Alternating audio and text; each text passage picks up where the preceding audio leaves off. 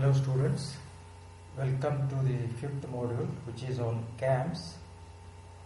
In this presentation we will be looking at the different types of CAMs, the different types of followers, then displacement, velocity and acceleration time curves for different types of motions of the followers, and we will be looking at the procedure of constructing the CAM profile for different types of motions of the follower.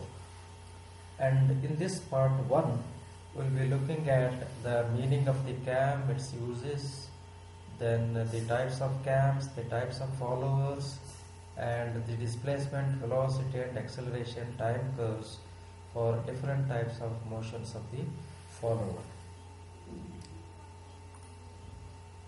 Now, a cam is a rotating machine element which gives reciprocating or oscillating motion to another machine element known as follower. So this is one machine element which is rotating element called as cam, and it gives motion to this element which is reciprocating. This element is called as follower. In this case, in this figure, it is reciprocating. In some cases it can be oscillating also, and there is contact, physical contact always between these two members, the cam and the follower. So hence a cam is a machine element used to drive another element called follower through a specified motion, maybe uniform motion, simple harmonic motion, or cycloidal motion, or uniform acceleration and retardation motion, but the contact is direct between these two members. Now a cam and follower are a method of converting rotary motion into linear motion. So cam is having rotary motion and the follower is having either linear or oscillatory type of motion. Now the most well-known application is an internal combustion engine where the cam and follower combination determines the opening times and duration of the valves via the push rod and rocker arm. So this is the push rod and this is the internal combustion engine, wherein the cam follower mechanism used to operate these valves, inlet and the exhaust valves. Now the cam and follower arrangements are also used in valve clocks and feed mechanism of automatic lathe machines. They are also used in paper cutting machines and weaving textile machinery. Now coming to the different types of cams, here are the different types of cams. The first one is the plate or the disc cam. So this is the cam which is rotating member. Now it is rotating in this direction, and this member is called as the follower member which reciprocates here. Now it is having at its ends a roller, hence it is called as a roller follower. Now this classification is based on the shape of the cam. Now this is plate or disc. Now this plate, or also called as disc, having thickness perpendicular to the plane of the paper. Okay. Now another type of cam is called as wedge cam. Now this is the wedge cam and this is the wedge. You can say a ramp is there. So as this cam reciprocates, the follower moves up and down. That means it will have reciprocating motion. And this is barrel or cylindrical cam. This one is the cam which is rotating, and there is a groove or a slot cut in that, and it is in this shape. As it rotates, the follower here, which fits in the groove, will have oscillatory motion. Now here the follower is having oscillatory motion. Now coming to another type of cam called as face cam. Now on this cylindrical face, a shape is cut like this. It is slant, and as it rotates in this position, the follower which is reciprocating is in its extreme position, and when this point comes in contact with this portion of the cam, this will be in the other maximum position. So based on the application or need, different types of cams will be utilized. Then coming to the types of followers, here are the different types of followers. The first one is the knife edge follower. As you can see, this is the knife edge follower, means it is having a point here. So knife edge follower, which is in contact with this rotating member called cam. So here this reciprocates inside the guides. And it is radial follower, radial knife edge follower, because the axis of the follower and the axis of the follower passes through the center of the cam, hence radial follower. Here also it is a roller radial follower. Radial meaning the axis of the follower passes through the center of the cam. Here instead of this knife edge, the follower is having a roller at its end. So by providing roller, the wear and tear between the cam and the follower can be minimized and the operation can be made smooth. So this is another type of follower called as flat faced follower or mushroom follower. Okay. It is actually a disc, okay, which reciprocates in the guides, right? And whenever such an arrangement or type of cam and follower is required, in that case this setup is used. Then another type of follower having spherical face. So this is having a spherical shape, having in contact with the cam. Now here this is a flat faced follower, but the axis of the follower is offset from the center of the cam by some distance. That is why it is offset follower. So the axis of the follower is not passing through the center of the cam, hence it is an offset follower. Now in this case, as you can see, it is a spherical faced follower, but the follower is oscillating about this point. So whenever this point comes in contact with this, the follower will be in the uppermost position, and when this point comes in contact with this, the follower will be in its lowermost position. So here is the diagram which shows the different types of followers whose axis is passing through the center of the cam. So means all are radial followers. The axis of all the followers are passing through the center of the cam. So when the motion of the follower is along an axis passing through the center of the cam, it is known as radial follower. Offset follower. As you see, the axis of the follower is offset from the center of the cam by some distance. In all these cases you can notice. So when the motion of the follower is along an axis away from the axis of the cam center, it is known as offset follower. Now this can be on the left side also. It is not necessary that it will be always on the right side. The offset can be on the left side also. Now let us try to understand the nomenclature or terms that often come in the cams, study of cams. First one is the cam profile, the outer surface of the disc cam. So this you can see, this is the cam profile, and with this cam profile, this roller in this case will be in contact with, or this knife edge will be in contact with, or this flat face or spherical face will be in contact with. Then the base circle, it is the circle with the shortest radius from the cam center to any part of the cam profile. So this is the base circle, and normally this radius is given in the problem. Trace point, it is a point on the follower and its motion describes the movement of the follower. It is used to generate the pitch curve. Now in this figure, this is O is the trace point for this roller follower. Now when it is knife edge follower, the knife edge of the follower is the trace point, and it describes the pitch curve. You can see this is the pitch curve. But here in this case, it directly describes the cam profile. So pitch curve and cam profile are one and same in this case here and here. Now the pitch curve is the path generated by the trace point as the follower is rotated about stationary cam. Now in constructing the cam profile we follow a philosophy. What is that?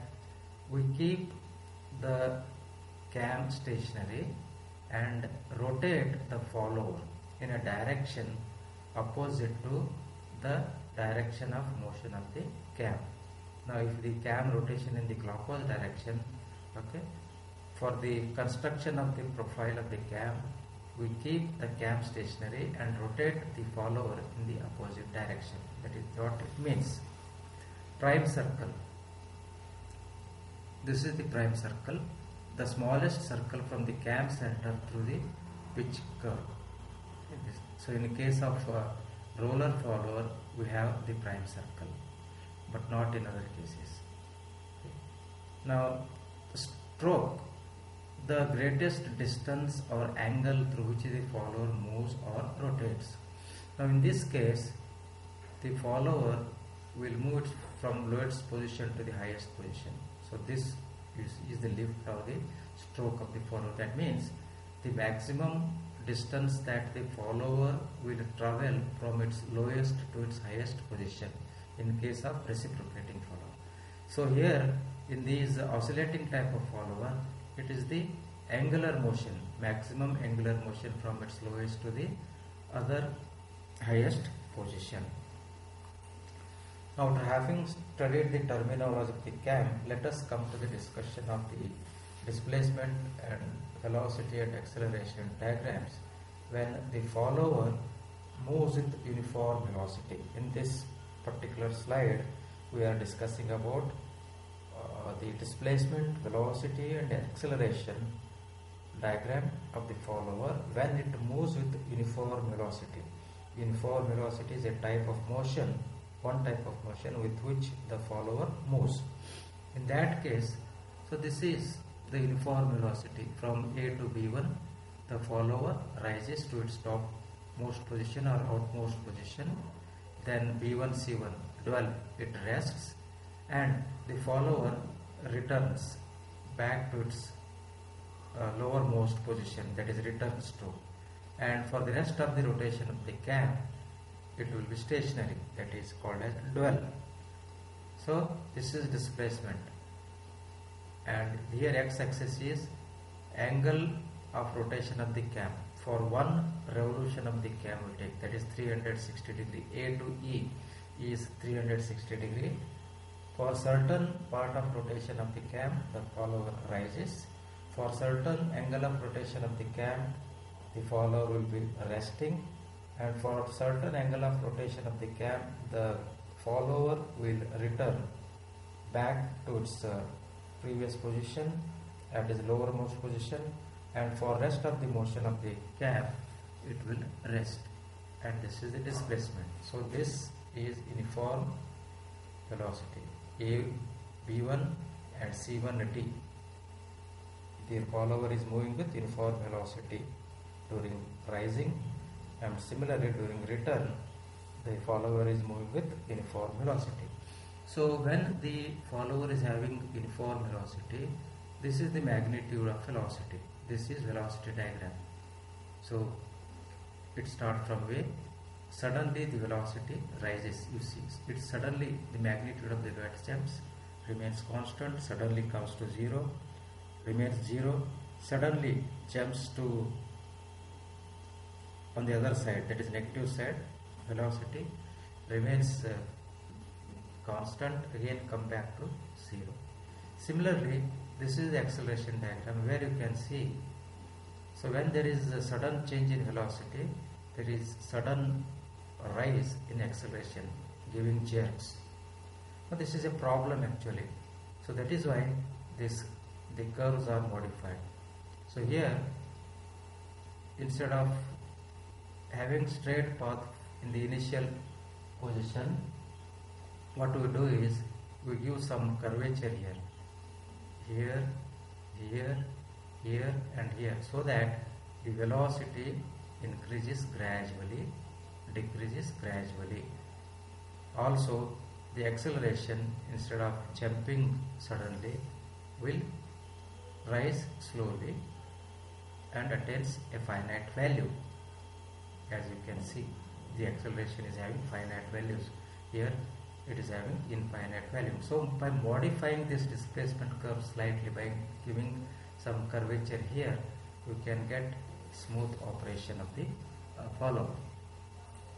Now the second motion of the follower is the simple harmonic motion. So this is the displacement diagram when the follower moves the simple harmonic motion. This is during rise, this is dwell, during return, and again second dwell. And this is the way in which the velocity varies during the rise period, and also this is how the velocity varies during the return stroke of the follower. This is the variation of the acceleration during the rise stroke, and this is the variation of the acceleration during return stroke of the follower. We will see in the second presentation how this displacement diagram can be constructed when the follower is moving with uniform velocity, or it is moving with a simple harmonic motion, or it is moving with cycloidal motion, or it is moving with uniform acceleration and retardation. Now by using these equations, we can determine the maximum velocity on the return, and maximum acceleration during the outward stroke, and maximum acceleration during the return stroke. And this figure is the displacement, velocity and acceleration diagram when the follower is moving with uniform acceleration and retardation. See, this is the way the follower moves when it is having uniform acceleration and retardation. So this part, half it is uniform acceleration, means from here to here, and from here to here it is uniform deceleration or retardation. Similarly, during return stroke, this is uniform acceleration up to this point, and after that it is uniform retardation. It comes to zero and settles. And this is the variation of the velocity of the follower when the follower moves with uniform acceleration, and from here to here deceleration. That is how the acceleration varies.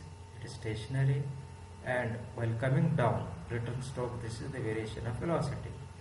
Similarly, this is the variation of the acceleration during the outward stroke, and this is the variation of acceleration during return stroke. And using these equations, we can determine the maximum velocity during outward stroke and return stroke, and also the maximum acceleration during out stroke and return stroke.